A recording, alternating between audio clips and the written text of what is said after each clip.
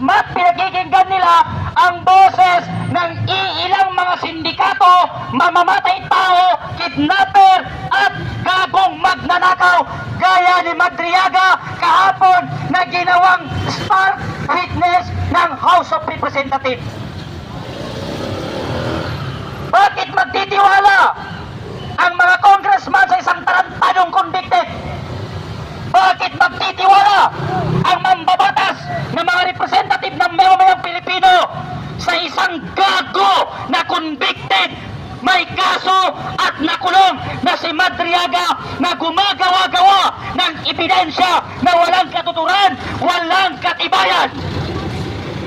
Malinaw na ito ay panggigipit sa pangalawang presidente ng Pilipinas.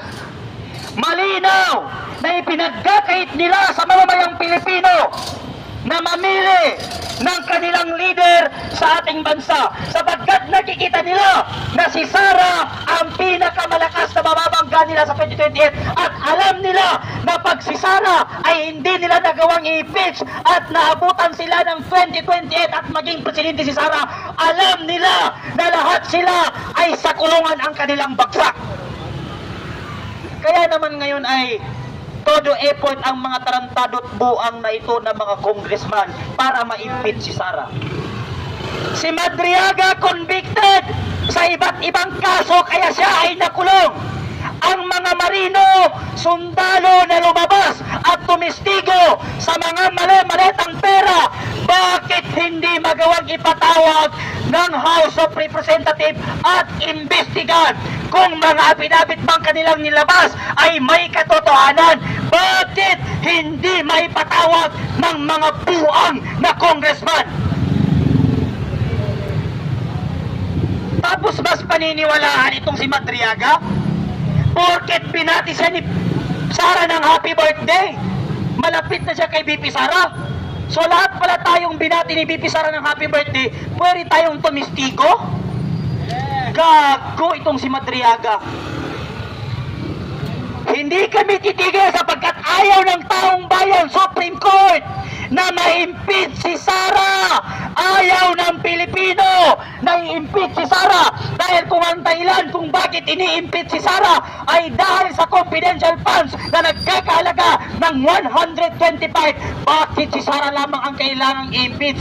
Bakit si Sara lamang ang kailangan litisin? Hindi ba't mas malaki ang confidential funds ng ating Pangulo? Tama! Hindi ba? Tama! Si BP Sara lang ba ang gumagamit ng confidential funds? Hindi! Mas malaki ang confidential funds ni Bongbong Magnanakaw! Nakaw! Yes, Ramil! Huwag niyong paikutin ang mamamayang Pilipino. Wala tayo sa panahon ni Dr. Jose Rizal para gawing bobo ang mga Pilipino. Pangalawa, kami ay nananawagan sa Supreme Court na bigyan ng pansin ang ilang buwan na nating inihintay, isinumiti na petisyon sa pagpapawi kay PRRD. Gusto ng Pilipino na marinig Supreme Court kung ano ang inyong kagustuhan, kung ano ang inyong sasabihin sa mamamayang Pilipino sa aming ibinigay na petisyon sa inyo. Hanggang ngayon, wala pa rin naririnig ang daan-daang Pilipino na pumirma sa petisyon upang marinig kung ano ang desisyon ng Supreme Court sa pagkidnap sa dating Pangulo na si Rodrigo Roa Duterte. Pangatlo, naming ipinunta at aaraw-arawin dito sa Supreme Court. Gusto namin magdesisyon ang Supreme Court sa mga nangyayari sa ating bansa, sa krisis na ating kinakaharap, sa korupsyon na hindi nariresolba Supreme Court. Ang Pilipinas ay isa sa may pinakamataas na presyo ng langis sa lahat ng Asian country dahil sa pinapataw ng ating gobyerno na buwis na kanilang sinisingil.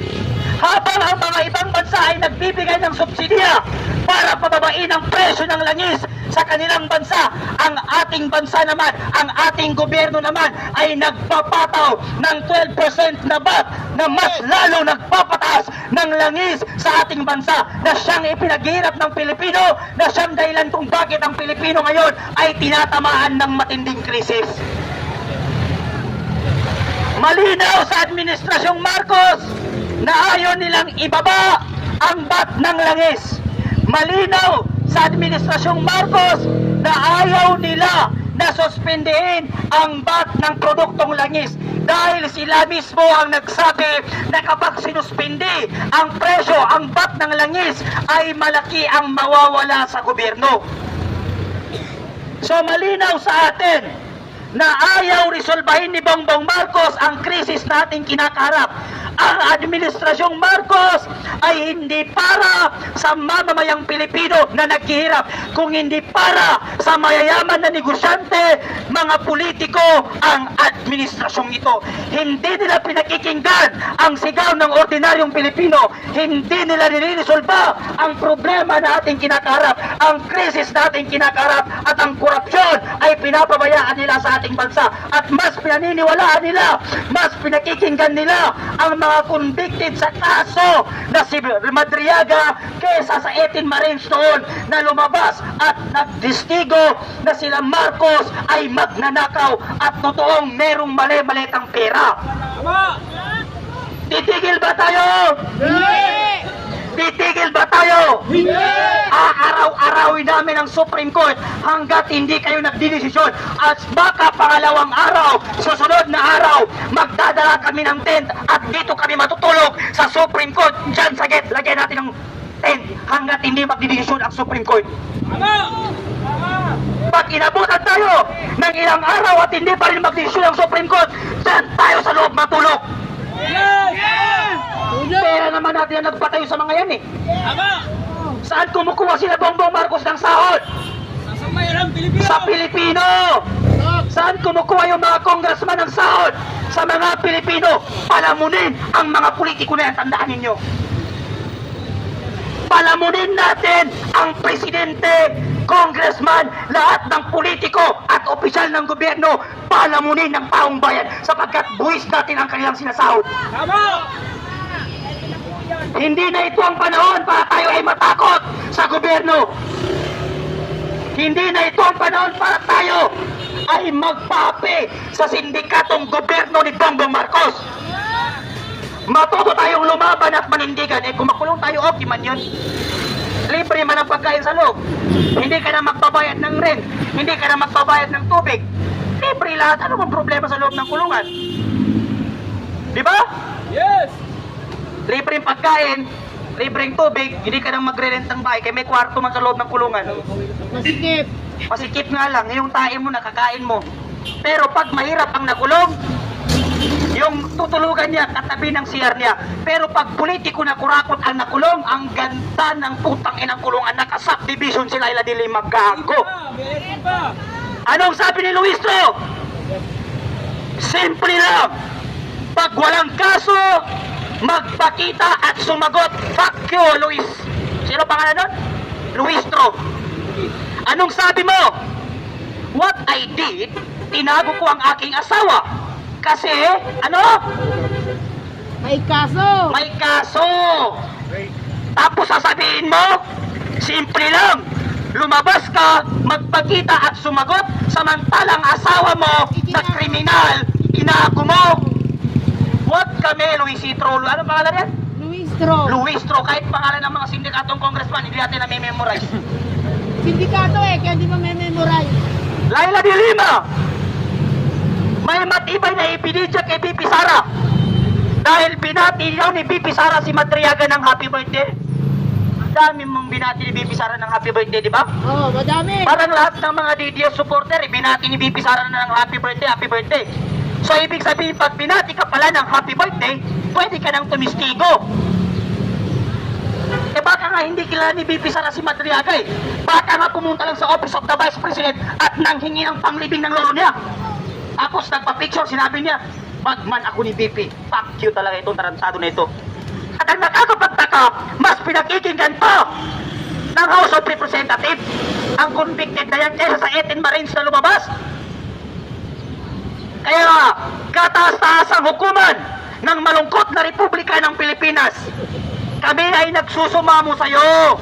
Kami ay nananawagan sa inyo na magdesisyon kayo na ibasura ang impeachment at tumugon sa petisyon sa pagpapawi, pagkidnap kay PRRD at resolbahin ng Administrasyong Marcos ang krisis at ipakulong ang mga politiko na sangkot sa nakawan. Dahil aaraw-arawin namin kayo, kakalagpagin namin kayo, pang-apat na araw na po namin ito, Supreme Court, kataas-taasang Republika, kataas-taasang hukuman ng malungkot na Republika ng Pilipinas. Iyo, natin si Bibe! Duterte tayo hanggang sa uli. Wala nang Marcos. Magnanakaw ang tatay, magnanakaw si Bongbong Marcos, mas magnanakaw yan si Sandro Marcos pag yan ang naging presidente natin sa susunod na mga taon. May balak tumakbo ng presidente ang tarantado na yan. Eh doon nga sa distrito niya, wala siyang napagawang flood control eh. Puro pinapahama ka distrito niya doon sa Ilocos Norte. Sa unang distrito ng kanilang lugar, yung mga tulay, hindi tinapos. Diba? Wala tayong aasahan sa Administrasyong Marcos na ito. Malinaw na wala silang kakayahan para ipakulong ang lahat ng kurakot. Malinaw na hindi nila kayang resolbahin ang lahat ng krisis na ating kinakaharap. Ang ating paghihirap ay hindi nila pinapakinggan. Mas pinipili nila ang mayayaman dahil ang administrasyong ito ay hindi para sa ordinaryong Pilipino, kung hindi para sa mga politiko. Sila lang din nagtatakipan, sila lang din nagnanakawan, at sila rin gumagawa ng kwento para pabagsakin si Sara Duterte sa mga mali-maling kwento at walang katuturang aligasyon sa ating presidente na si Sara Duterte. Lahat ng mga Duterte supporter Bongbong Marcos ay hindi ka kinikilalang presidente. Walang respeto sa iyo ang taong bayan sapagkat hindi mo nagagawa at nagagampanan ang iyong trabaho. Kaya hindi namin kasalanan kung bakit namin ka namumura sapagkat karapatan ng publiko na murahin ang mga public servant kapag hindi nila nagawa ng tama ang kanilang mga trabaho. Kaya ka tinawag na public servant dahil magsiservisyo ka sa publiko, hindi para magpahirap at nakawan ang mga mamamayang Pilipino. Maraming salamat at magandang hapon, kataas-taas ang hukuman ng Republika ng Malungkot na Pilipinas.